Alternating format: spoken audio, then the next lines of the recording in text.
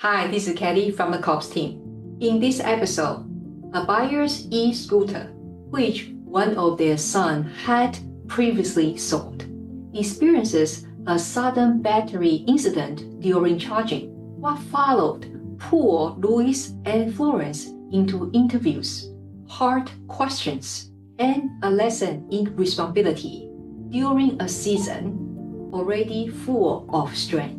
Now, let's watch. 2 years. 2 years 2 years of of probation with 1 year of the Yeah, tagging. 6 months of tagging on his leg. Yeah. So the tagging was actually also a very painful journey when you have to see your son. They put a tag on the leg Yeah. to monitor his whereabouts. So he has to be home by 9 for the next half a year.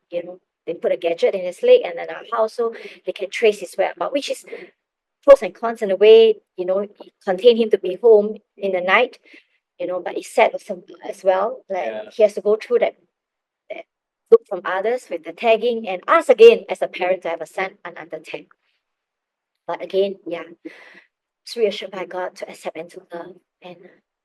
And with that, it was also a challenge after the tagging part because after the tagging, that's the time where he starts to not come back on time. Yeah. And then we, as a guarantor, we always have to call him, where are you?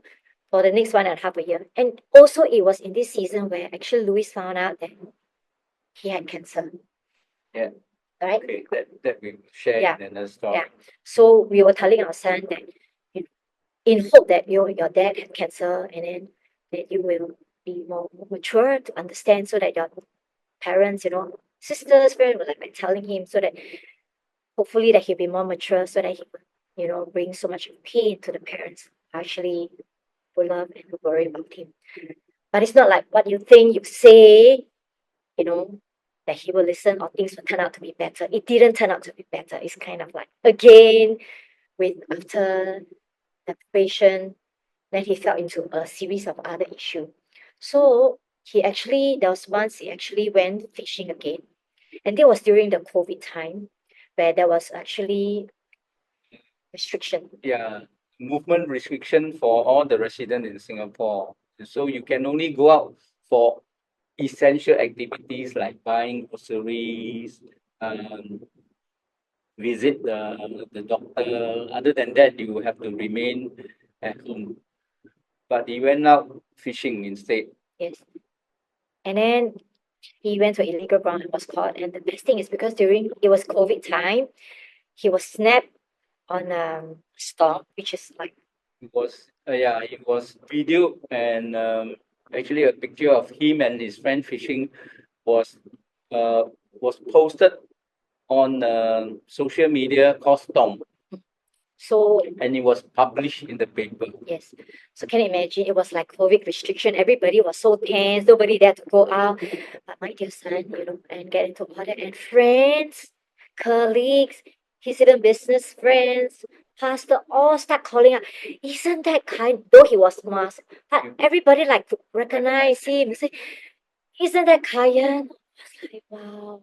It was so heightened. We were under such pressure then, because like sisters and people that were around say, hey, you are the parents, because you are the parents. It was stated, whoever knew these boys, 2 boys, please report. Sisters call, whoever who know us call, hey, y'all know, right? It's your son, and you have to report him, And that was our challenge because when we asked our son Kayan, and then is it okay that we report? He was so fearful, he was frightened. There was so much tension in the house. And even when the brother told him, there was so much tension in the house. COVID itself, everybody was like so much of tension within, working from home, restricted in the home. There was so much tension. And with his case, when we tried to bring things out, while there was quarrel, it was just heightened pressure. And then Louis wasn't well. So on one side, Louis was going through his chemo. On the other side, my son. And I was facing all kinds of pressure everywhere. And I remember that time I was like so down. My sister, kept calling me every day, text me, have you report?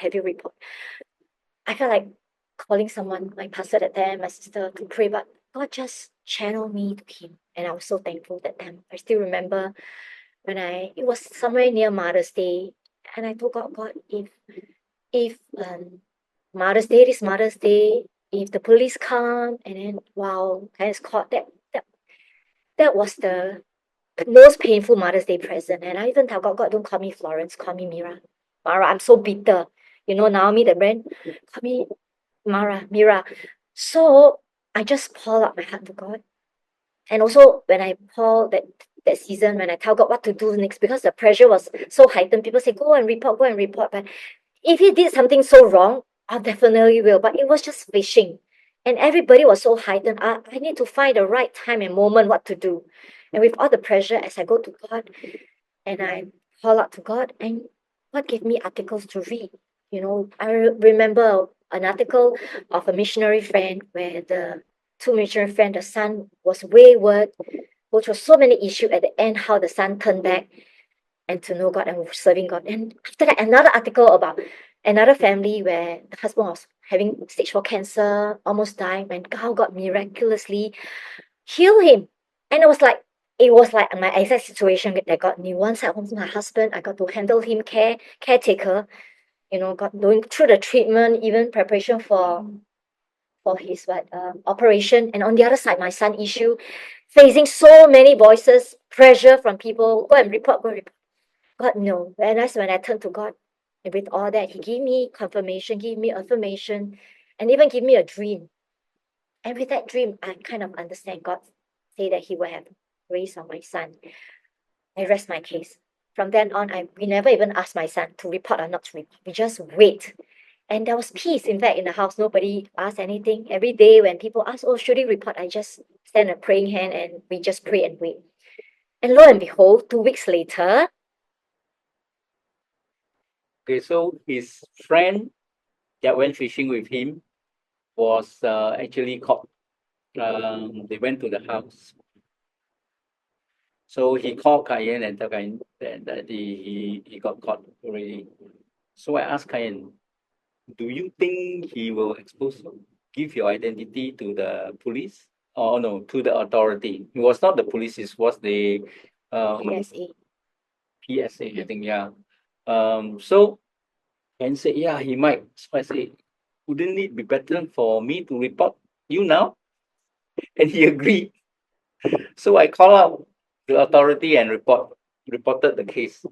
And I still remember the officer in charge talking to me, asked me, okay, so do you want to keep your identity Anonymous, so that your son will not know that you are the one who reported? But I told him, no, it's okay. My son asked me to report. So he came actually after we make the report. He came because we are not supposed to go anywhere. So he came and he spoke to us. And this officer, he actually show a lot of sympathy to the situation. He knows that a young adult like client is hard to contain at home. They need to do something, and it was only fishing. He was only doing his duty to come here and record the statement, and he's not taking any action against client. So we were very relieved. After the incident. Yeah, it was just a warning letter, My officer was so friendly. And throughout this whole thing, God taught me a lesson also. I was so thankful for this lesson where wow, it's like I'm really felt like I'm hard pressed all over. Like as I shared Cayenne and Louis and all the surrounding and COVID situation, all the heightened thing. But God taught me a lesson as I go and process with the Lord. They say, love is above law.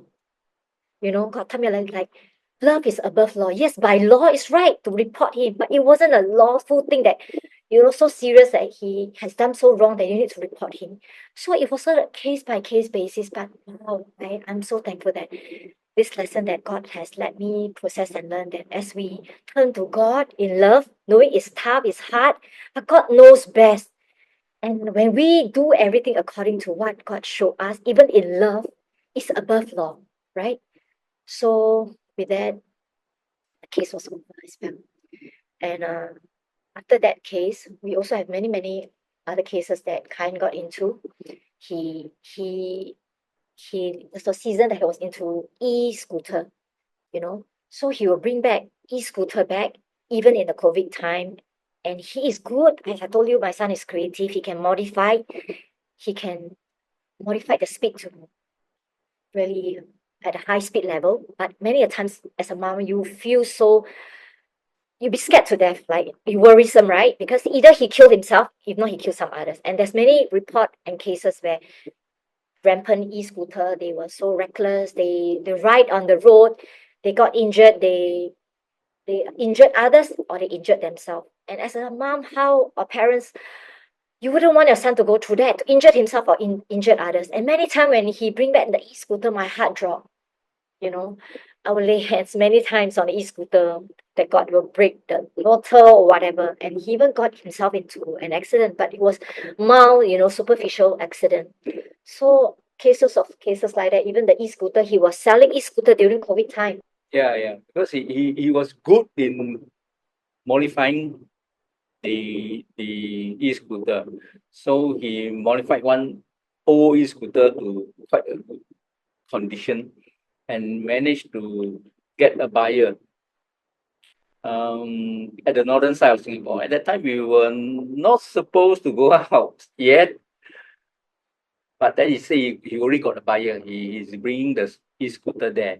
So I asked him, how are you going to bring the e-scooter there? He said, you send me there. I said, no, I'm not going to send you there. I said, okay, if you're not sending me there, then I'm going to ride the e-scooter there.